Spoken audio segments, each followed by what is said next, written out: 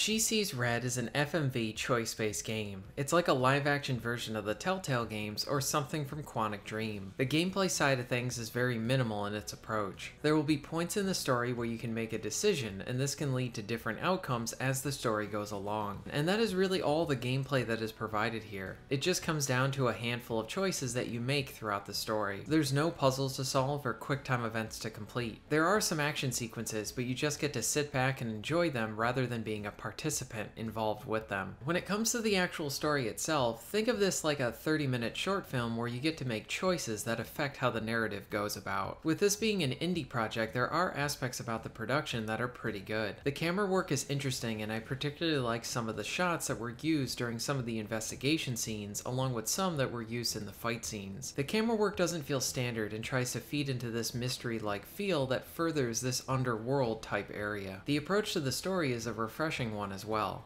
The game has you switching back and forth between a murderer and a cop trying to piece things together. This creates an engaging back and forth to the storytelling and really pulls you in right away. This is a Russian-made game and originally recorded in Russian, but it also provides an English voice track. The voice track is okay, with some unintentionally funny bits, but for the most part, the English track gets the job done, just not particularly well. The story is an interesting one, and one that I found myself piecing together some of the bigger reveals before the game even got to them. There are some leaps in logic, along with some silliness, and some situations that come out as more unintentionally funny, like one where two characters exchange lines of dialogue as they shoot each other slowly. Since the game takes roughly 30 minutes to complete, you will want to go back and play it a few more times to get more information or see new scenes. Thankfully, the developers implemented a skip scene option so that you are not forced to rewatch all the same scenes again, and you can get to the new bits quicker. I replayed this a few times to see each of the different endings, and that took me roughly about 2 hours to do. While I had some issues with the lack of gameplay options, the production value was pretty good, along with a very entertaining story. The story may be a bit silly at times with the execution, but it is consistently entertaining the whole way through. If you are looking for a more laid-back gameplay experience and easy achievements, then I would recommend you try She Sees Red. You will complete it in an evening, and it's an enjoyable experience. Thank you very much for watching.